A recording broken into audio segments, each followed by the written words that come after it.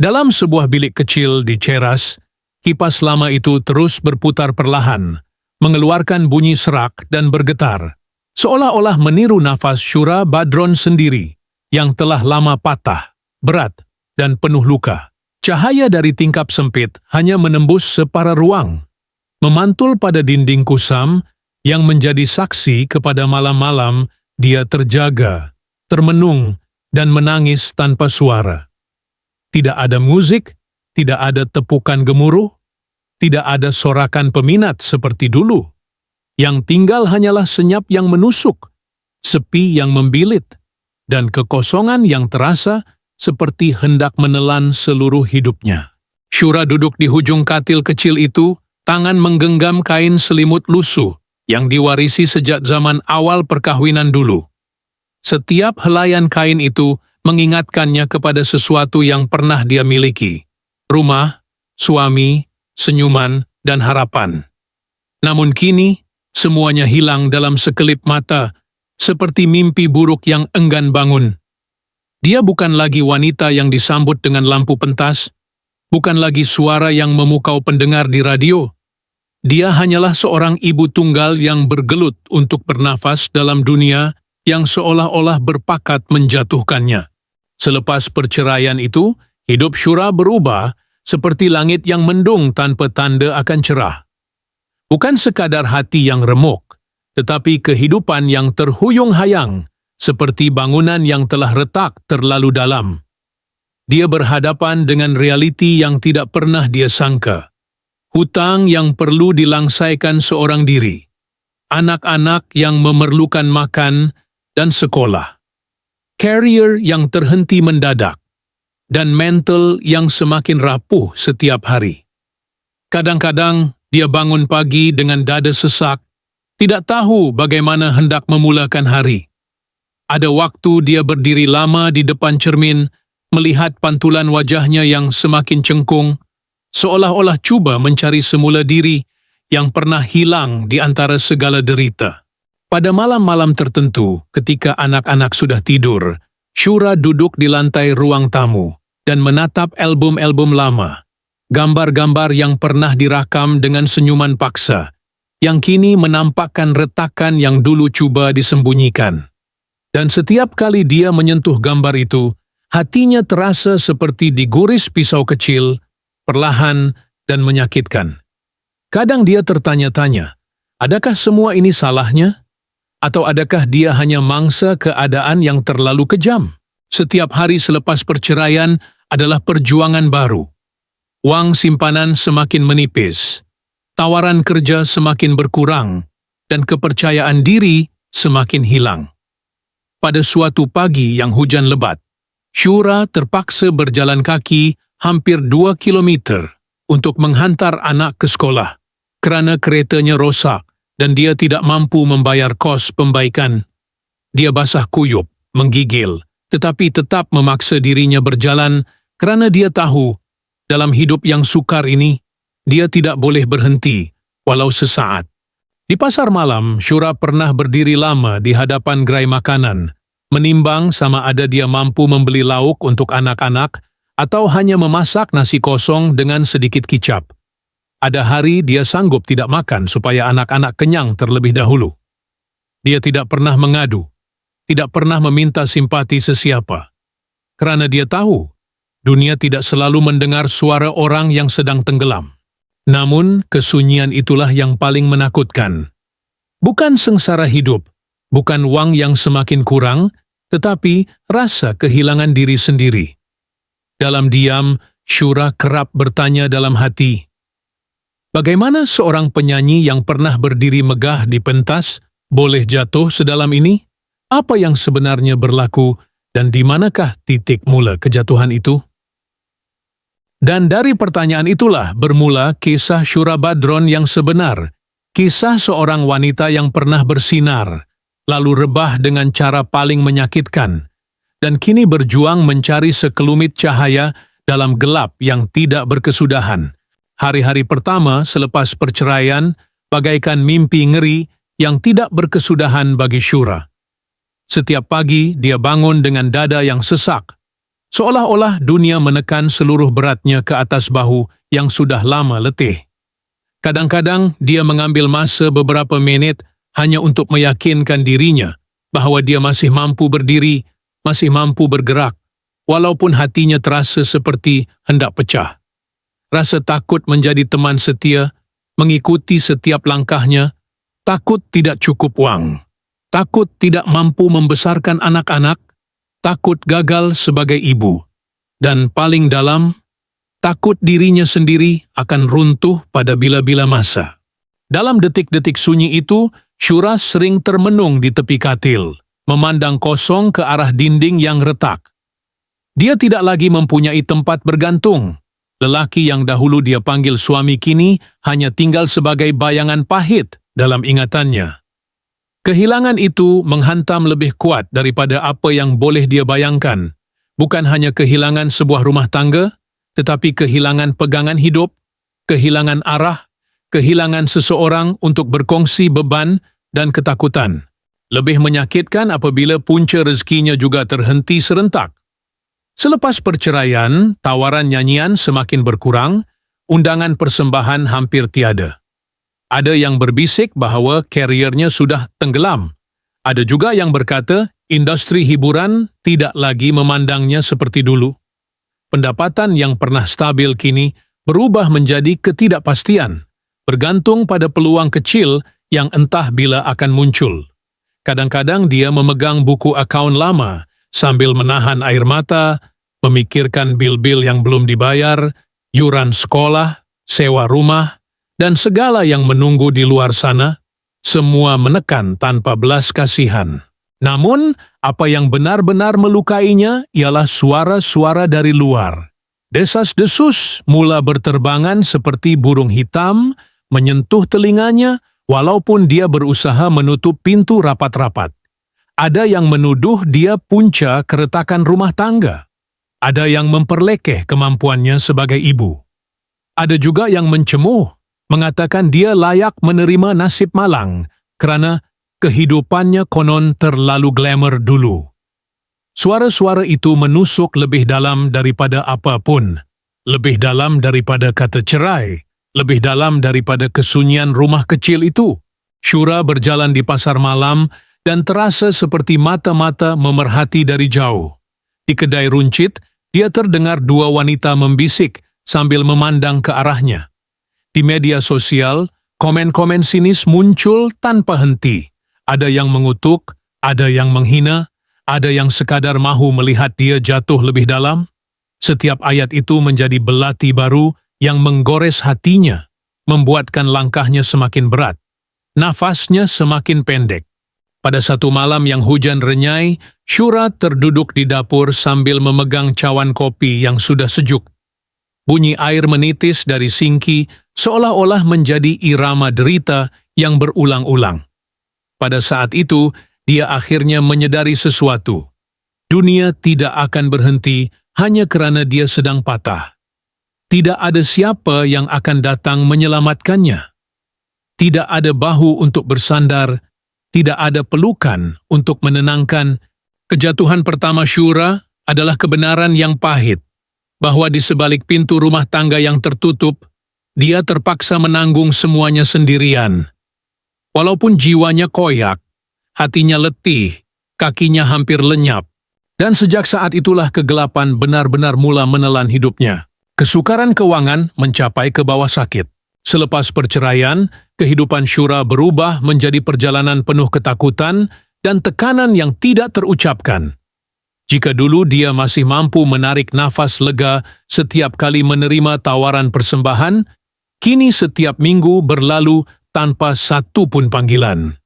Show reduced, kontrak lenyap, dan pendapatan jatuh merosot seperti pintu yang terhempas keras di depan wajahnya. Orang dalam industri mula memilih wajah-wajah baharu, sedangkan nama Shura kian tenggelam, terperangkap di tengah badai hidup yang semakin ganas.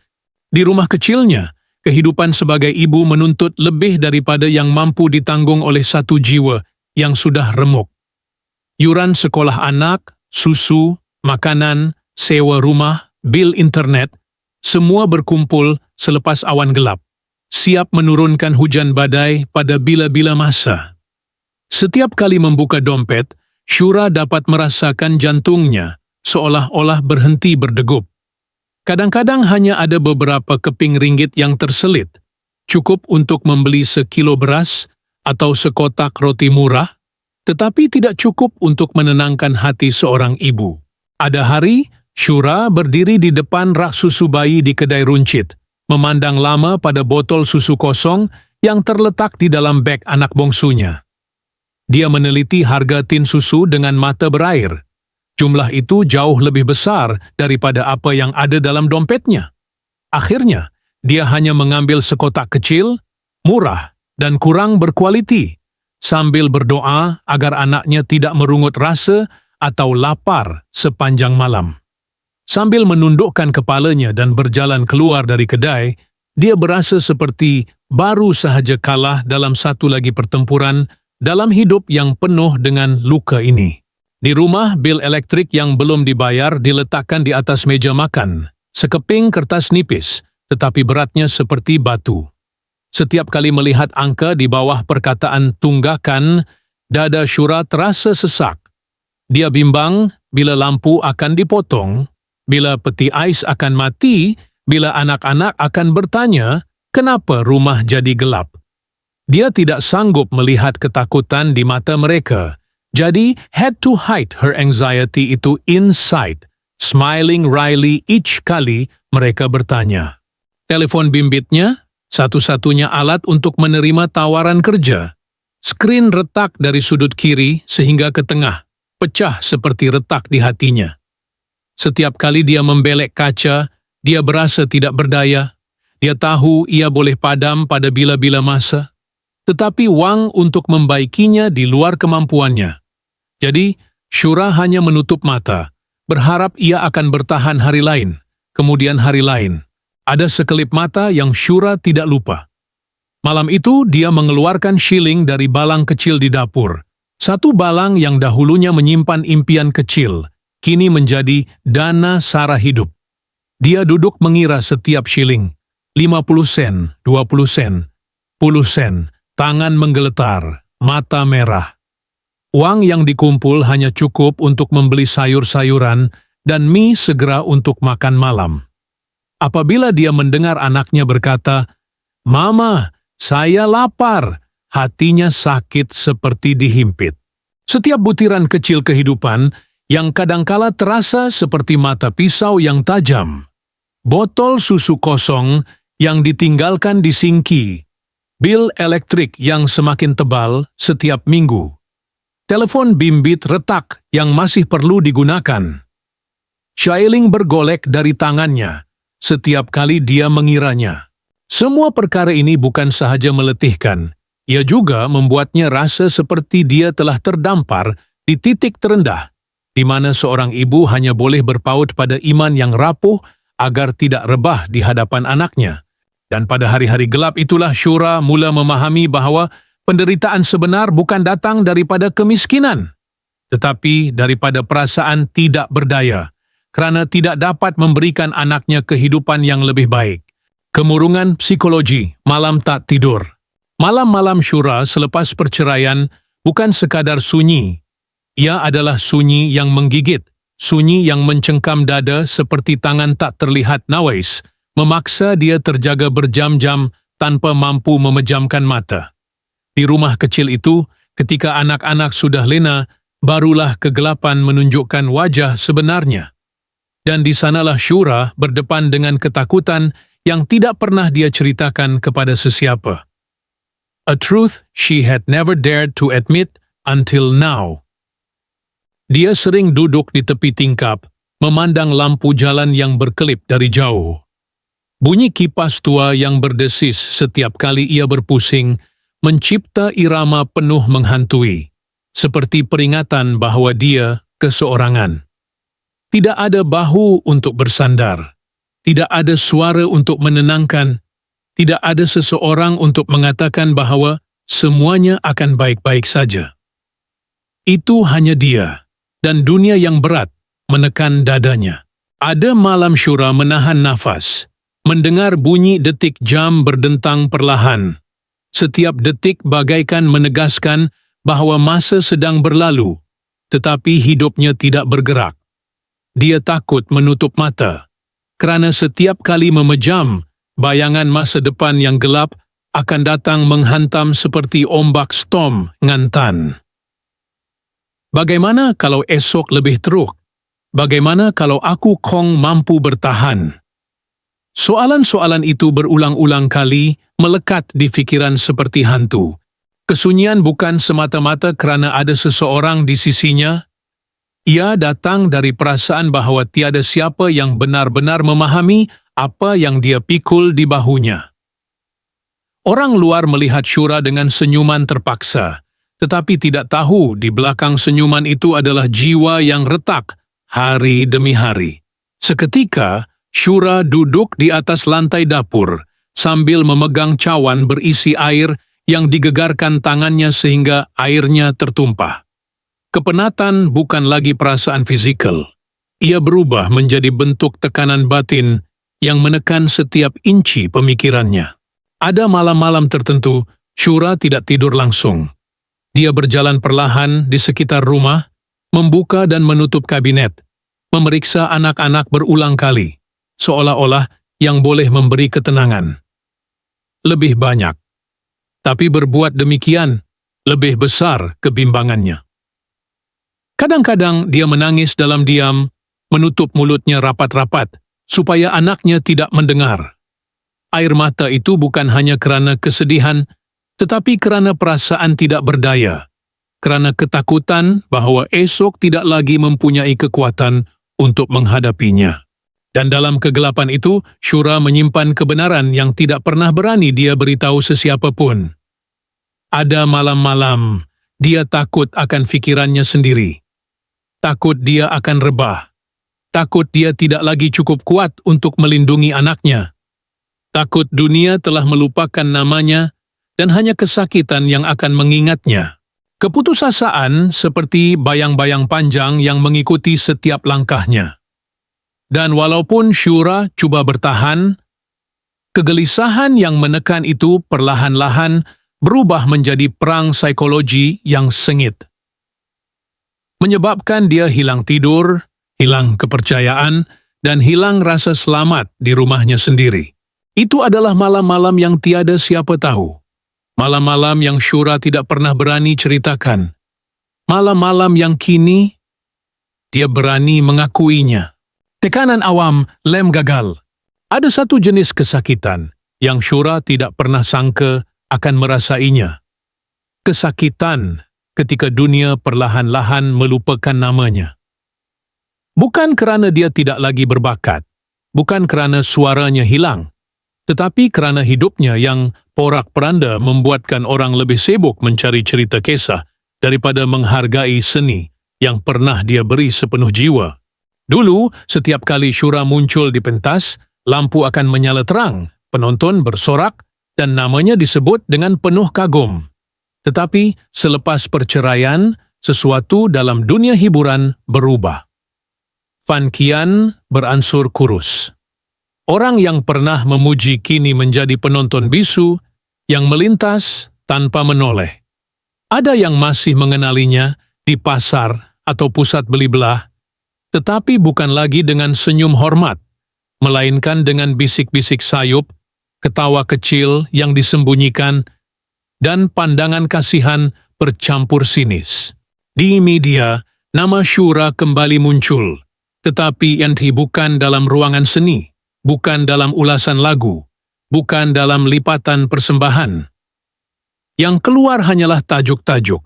Shura Badron makin tertekan selepas perceraian.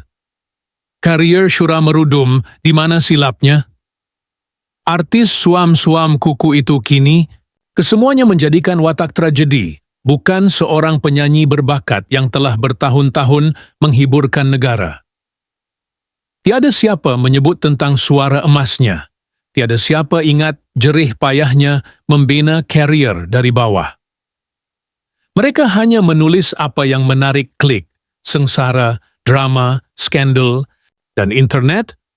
Tempat yang sepatutnya menjadi ruang untuk berkarya kini berubah menjadi medan tempur yang melukakan. Setiap kali Shura membuka telefon cracked screen, dia terpaksa menelan komen-komen pedas. Patut pun hilang dari industri, tak relevan dah. Kasihan, hidup sendiri pun tak terurus. Dulu diva, sekarang ada pula yang sarkastik. Kalau tak ada drama, nama pun tak naik. Setiap kata itu menampar lebih kuat daripada semua kesakitan kewangan, kerana ia datang dari dunia yang pernah dia dedikasikan, tempat dia pernah menyokongnya, tempat dia pernah bersorak dan memanggil namanya. Sarkasme itu membuatkan Shura berundur. Hari sebelum ini, dia suka berkongsi video nyanyian, foto di sebalik tabir, momen seharian. Hari kemudian, dia secara beransur-ansur memadam setiap foto, mematikan komen dan berdiam diri. Dia mula takut menyiarkan, takut membuka pemberitahuan, takut melihat namanya muncul dalam apa-apa perbincangan. Kadang-kadang dia menampar mikrofon lama di sudut bilik. Benda kecil yang dulu membawa cahaya, kini hanya tinggal sebagai peninggalan masa lalu. Lingkungan itu telah pudar, bukan kerana Shura tidak lagi bersinar, tetapi kerana tiada siapa yang mahu melihatnya lagi. Dia tertanya-tanya, mengapa hanya satu kesilapan peribadi cukup untuk menghapuskan kerjaya seumur hidup? Adakah orang melupakan saya begitu cepat? Dan kesakitan yang paling besar ialah perasaan disingkirkan daripada dunia yang pernah menjadi miliknya. Sakitnya menjadi ibu tunggal, tahan dan putus asa. Menjadi ibu tunggal bukan sekadar satu tanggung jawab. Ia adalah peperangan sunyi yang hanya Shura sendiri tahu betapa peritnya. Setiap hari dia bangun sebelum matahari terbit, bukan kerana tubuhnya cergas, tetapi kerana dia tidak mempunyai pilihan lain. Di luar cua, muara Nyai sering turun, dan pagi-pagi begini, Shura menggenggam erat anaknya, memijak setiap lopak air sejuk. Kain baju basah tersangkut di kaki, rambut kusut masai, namun dia tetap cuba mengukir senyuman kecil, agar anaknya tidak nampak dia menggigil. "Cepat sayang, lambat nanti cikgu marah," katanya lembut, walaupun hatinya bergelora. Tapak kasutnya sudah haus, dan beg galasnya koyak, tetapi Shura hanya mampu berjanji. "Nanti Mama beli yang baru, ya?" Janji yang dia tidak tahu bila dia akan dapat menepatinya. Pada waktu petang, apabila keluarga itu duduk di meja kecil, mie segera. Biasanya satu-satunya makanan. Shura dengan berhati-hati membahagikannya kepada 3 bahagian. 2 bahagian besar untuk anak-anaknya dan bahagian terkecil untuk dirinya sendiri. Walaupun dia letih dan lapar, dia masih berpura-pura gembira. "Hari ini kita makan macam zaman mama muda dulu. Seronok kan?" Kanak-kanak itu ketawa tanpa dosa, dan senyuman Shura nipis dan menggeletar seperti benang yang hendak putus. So dalam rumah, semua yang perlu dilakukannya sendiri. Dia menjalankan rancangan apabila ada pekerjaan yang jarang berlaku. Dia membayar sewa rumah, bil elektrik, bil internet. Dia membasuh pakaian, mengemas rumah, memasak. Dia menidurkan anak, menghantar anak ke sekolah. Semua dilakukan pada masa yang sama, seolah-olah dia sedang memikul dunia kecil di bahunya yang letih. Dan kemudian ada satu saat yang tidak akan dilupakan oleh Shura, saat yang membuatkan pembaca juga tercekik. Ardasihir 2004. Malam itu, di dapur kecil, Shura membuka tudung saji. Hanya ada 1 hidangan nasi, ciki, sangat sedikit, sehingga tidak cukup untuk 3 orang. Dia menunggu lamanya, jantungnya berhenti seketika. Anak-anak sudah dari tadi berlari ke dapur, perut lapar selepas seharian. Shura menelan air liur, memaksa suara ceria. "Makan dulu ya sayang. Mama dah makan tadi." Dia menepuk kepala, mencedok nasi ke dalam mangkuk kecil sambil tersenyum. Anak-anak makan sedap, tidak tahu bahawa di belakang senyuman itu Mama kita hanya minum secawan air suam untuk mengisi kekosongan di perutnya.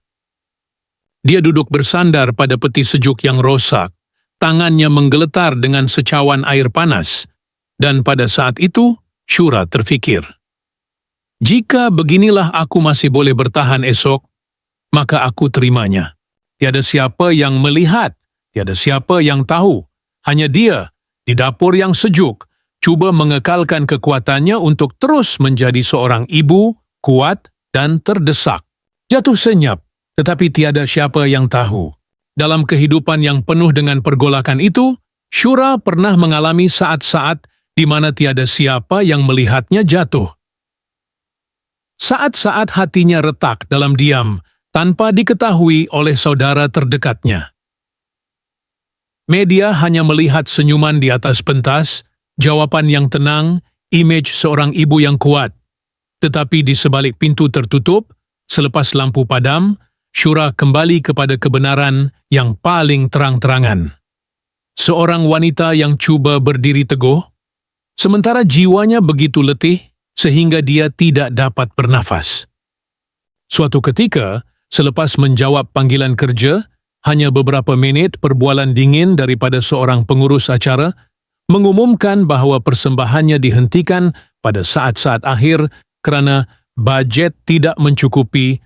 Shura masuk ke bilik mandi dan mengunci pintu. Dia meletakkan tangannya di atas sinki, menggigit bibirnya, cuba menahan emosinya. Tetapi hanya beberapa saat kemudian, air mata bergenang, jatuh ke lantai jubin yang sejuk. Dia menangis seolah-olah seluruh dunia telah membelakanginya. Cuba menutup mulutnya supaya anaknya tidak mendengar, supaya tiada siapa yang tahu, supaya imej kukuh yang cuba dikekalkannya tidak runtuh. Itu bukan satu-satunya masa. Ada hari-hari Shura memandu pulang, meletakkan keretanya di tempat letak kereta lama di bawah apartemennya, tetapi tidak segera keluar. Dia duduk kaku di belakang stereng, kepalanya bersandar pada tempat duduk, matanya tidak bermaya. Di dalam kereta yang gelap, hanya bunyi jam tik, tik, tik, yang kedengaran begitu jelas sehingga menyeramkan, seolah-olah membuktikan bahawa hidup masih berjalan, walaupun dia berhenti sejenak untuk cuba mengumpul kekuatannya yang hampir keletihan. Tiada muzik, tiada suara manusia, tiada apa-apa selain pernafasannya yang letih. Dia duduk seperti itu 5 minit, kemudian 10 menit. Ada suatu ketika hampir sejam berlalu dan Shura masih belum keluar dari kereta, seolah-olah pintu itu adalah sempadan antara seorang ibu yang kuat dan seorang wanita yang hampir rebah. Itulah saat-saat kelemahan yang tidak pernah diceritakan oleh Shura kepada media. Tidak pernah bercakap di hadapan kamera. Tidak pernah berterus terang dalam mana-mana temu bual. Orang ramai hanya melihat Shura berseri-seri dalam gambar lama. Tetapi tiada siapa yang tahu bahawa ada malam-malam di mana dia meletakkan kepalanya di stereng dan bertanya dengan senyap kepada langit. Kenapa saya? Apa salah saya sehingga menderita begitu banyak? Tiada siapa yang mendengar esakan yang ditelan kegelapan. Tiada siapa yang melihat bahunya bergetar dalam diam. Tiada siapa yang tahu bahawa sebelum memasuki rumah, Shura terpaksa menarik nafas dalam-dalam untuk mengesat air matanya, sambil berkata pada dirinya sendiri, "Jangan lemah di hadapan anak Anda." Kegagalan itu tidak bising, tiada siapa yang menyaksikan, tetapi ia adalah serpihan yang paling menyakitkan, menjadikan perjalanan Shura lebih berat daripada apa yang dibayangkan oleh sesiapa pun. Tanda-tanda keletihan badan, penyakit senyap datang. Tubuh manusia sentiasa tahu bagaimana untuk bersuara apabila jiwa telah terlalu lama letih, dan bagi Shura, tanda itu datang secara senyap, tetapi berterusan, seperti amaran yang dia tidak pernah berani dengar. Selepas berbulan-bulan menjalankan rancangan secara sporadis, berjaga lewat kerana risau tentang kewangan, bangun awal untuk menghantar anak-anak ke sekolah, dan kemudian menguruskan segala-galanya di rumah. tubuh Shura mula merosot dengan cara yang menakutkannya. Pada mulanya, ia hanyalah sakit kepala yang sekejap. Kemudian, keletihan otot, sakit belakang, pening ringan pada waktu petang. Pada suatu hari, semasa memasak, dia terpaksa memegang kaunter dapur kerana matanya tiba-tiba menjadi gelap seketika. Rachton, tetapi dia tidak berani pergi ke doktor. Bukan kerana dia fikir dia baik-baik saja, tetapi kerana tidak cukup wang, tidak cukup masa, tidak cukup kekuatan untuk menghadapi kemungkinan bahawa tubuhnya perlahan-lahan runtuh. Ada malam-malam ketika anaknya sedang tidur, Shura akan duduk dan menggosok lututnya yang bengkak kerana berdiri terlalu lama. Bahu kirinya sakit seperti jarum setiap kali dia berpaling. Dia menyentuh lehernya, merasakan kelenjar getah bening membengkak dengan aneh. Ada hari-hari di mana dia batuk berterusan selama berminggu-minggu, tetapi hanya membeli sebungkus ubat batuk murah di kedai runcit untuk meneruskannya. Tiada dik boleh dilemai. Tiada dik boleh dilemai. Tiada sesiapa untuk bersandar jika dia rebah. Suatu ketika, semasa memandu ke pertunjukan malam, Shura merasakan jantungnya berdegup kencang, cepat kemudian perlahan, seolah-olah hendak meletup keluar dari dadanya. Peluh sejuk mengalir di tulang belakangnya. Dia memberhentikan kereta di tepi jalan, memegang steering, dan cuba bernafas dalam-dalam. 5 minit, 10 menit, aritmia perlahan-lahan reda. Tetapi dia tidak menghubungi sesiapa pun. Tidak memberitahu pengurus, tidak memberitahu anaknya. Dia hanya mengelap peluh, membetulkan solekan yang comot, dan terus memandu ke tempat tersebut, seolah-olah tiada apa yang berlaku. Kerana dia tahu, jika saya tidak menyanyi malam ini, di mana saya akan mendapatkan sewa bulan ini? Badannya semakin sakit, tetapi setiap kali dia merasakan sakit yang tajam, Shura akan berkata pada dirinya sendiri, "Tak apa, saya akan fikirkannya esok." Keesokan harinya, dia mengatakan perkara yang sama lagi. Kemudian hari lain dan hari lain, sehingga keletihan menjadi keadaan yang berterusan, seperti bayang-bayang yang tidak mahu pergi.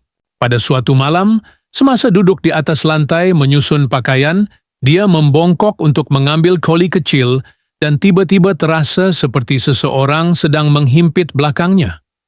Kesakitan itu membuatnya rebah, tidak dapat bernafas. Air matanya jatuh ke baju anaknya, bukan kerana kesakitan fizikal, tetapi kerana ketakutan bahawa dia tidak lagi mempunyai kekuatan untuk meneruskan demi anaknya. Tetapi walaupun tubuhnya dalam keadaan berjaga-jaga, Shura masih meluru ke hadapan, seperti seorang pahlawan yang tiada pilihan selain berhenti. Kerana jika dia mengambil cuti sehari, hidup akan runtuh pada keesokan harinya. Dalam kesunyian itu, hanya ada satu kebenaran. Shura tidak mempunyai masa untuk menjadi lemah. Walaupun tubuhnya dalam diam menjerit meminta pertolongan, dia masih perlu berpura-pura kuat hanya untuk mengelakkan bumbung kecil mereka bertiga daripada dihanyutkan oleh ribut kehidupan. Lapisan kebenaran yang tidak terlihat, cadangan pelbagai misteri. Synod Receive. Walaupun dia telah berkongsi air matanya, malam-malamnya yang tidak dapat tidur, dan kehidupannya yang sukar selepas perceraian, masih ada sebahagian daripada kisah yang tidak pernah diceritakan oleh Shura. Selapis kebenaran tersembunyi diam-diam dalam ingatannya, yang dia sendiri tidak berani menyentuhnya. Orang ramai melihat kesedihannya, tetapi tidak tahu bahawa di sebalik kesedihan itu terdapat banyak persoalan yang tidak terjawab, dan misteri tentang perkahwinan yang telah musnah dengan cara yang menghantui. Ada malam-malam, apabila anaknya telah tertidur, Shura membuka laci lama tempat dia menyimpan kenangan masa lalunya. Di dalamnya, bingkai foto perkahwinan yang ternoda masa Arders terletak diam-diam sebagai bukti apa yang dahulunya merupakan kebahagiaan. Dia duduk, meletakkan bingkai foto di atas lututnya, cahaya kuning pucat membuatkan wajah pasangan dalam foto itu seolah-olah memandangnya dari tempat yang jauh. dan dalam kesunyian itu, dia mengeluh perlahan. Di mana silap saya? Atau adakah takdir tidak menyebelahi saya? Tiada siapa yang tahu apa yang berlaku di sebalik pintu tertutup dalam perkahwinan itu. Tiada siapa yang tahu pertengkaran yang berlarutan sehingga larut malam. Tiada siapa yang tahu kata-kata yang membuatkan hatinya berdarah setiap hari. Tiada siapa yang tahu ada malam-malam di mana dia memeluk anaknya dengan senyap, takut hanya bunyi kecil akan cukup untuk menghancurkan hidupnya sekali lagi. Orang ramai hanya melihat hasilnya. Perceraian, seorang wanita runtuh, keluarga yang porak-poranda.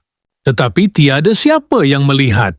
Jalan ke arah itu dipenuhi dengan retakan yang lebih dalam daripada khabar angin. Kadang-kadang, apabila dia berbaring pada waktu malam, Syura akan teringat satu pepatah tertentu, satu sikap, pandangan dingin tertentu yang dia abaikan. Dan pada saat itu, dia akan tertanya-tanya. Atau, semuanya telah mula runtuh sejak dahulu lagi, saya cuma tidak mahu melihatnya? Dia tidak menceritakan semuanya. Tidak pernah menceritakan semuanya, kerana ada kebenaran yang, jika diberitahu, akan membuat hatinya sakit sekali lagi. Ada kepedihan yang dia tidak mahu jelaskan. Ada rahasia di sebalik perkahwinannya yang disimpannya bukan untuk disembunyikan, tetapi kerana jika didedahkan, dia takut dia tidak akan tahan untuk menoleh ke belakang. Dan kesunyian itu menunjukkan bahawa terdapat lebih banyak lagi kisah ini yang tidak pernah diberitahu. Perkara yang mungkin menjelaskan mengapa Syura jatuh ke dalam jurang yang begitu dalam, atau mungkin menjadikan keadaan lebih mengelirukan.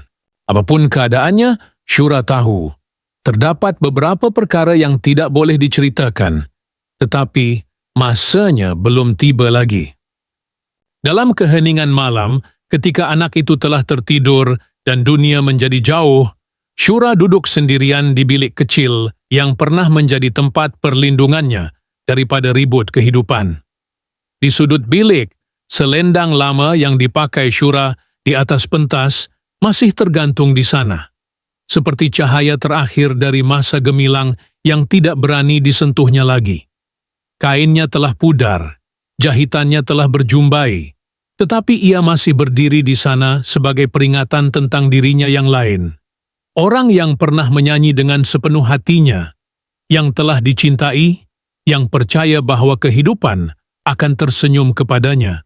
Syura menghulurkan tangan untuk menyentuh tepi selendang itu dengan lembut. Perasaan sejuk di hujung jarinya mengejutkannya, seolah-olah dia baru sahaja menyentuh kenangan. Untuk sekejap, dia melihat lampu pentas sekali lagi, melihat dirinya memegang mikrofon, melihat senyuman tulen yang pernah mekar di bibirnya. Tetapi semuanya hilang secepat kilat, dan dia kembali ke bilik lama, dengan kesunyian yang menyelubunginya. Pada saat itu, ada kebenaran yang perlu dihadapi Syura. Ada luka yang tidak pernah hilang. Ia hanya belajar untuk berdiam diri, supaya manusia dapat terus hidup. Dia membawanya bersamanya setiap hari, setiap langkah, senyap, tetapi berat seperti batu. Ada kesedihan yang tidak diceritakan, bukan kerana tiada siapa yang mahu mendengarnya, tetapi kerana kadangkala penderita itu sendiri tidak tahu di mana hendak bermula. Di luar, hujan turun dengan lembut di bingkai tingkap lama, menghasilkan bunyi yang bercampur antara kesedihan dan kedamaian. Syura duduk di sana untuk masa yang lama. Dia memandang selendang itu, tertanya-tanya apa yang telah dielakkannya selama ini. Selepas bertahun-tahun jatuh, adakah Syura Badron akan menemui dirinya semula? Atau adakah ini hanya permulaan kisah yang tidak pernah diceritakan? Dan dalam persoalan yang tidak terjawab itu, susuk tubuh Syura masih tenggelam dalam cahaya kuning malap. Di tengah-tengah kehidupan yang masih belum mendedahkan semua rahasianya.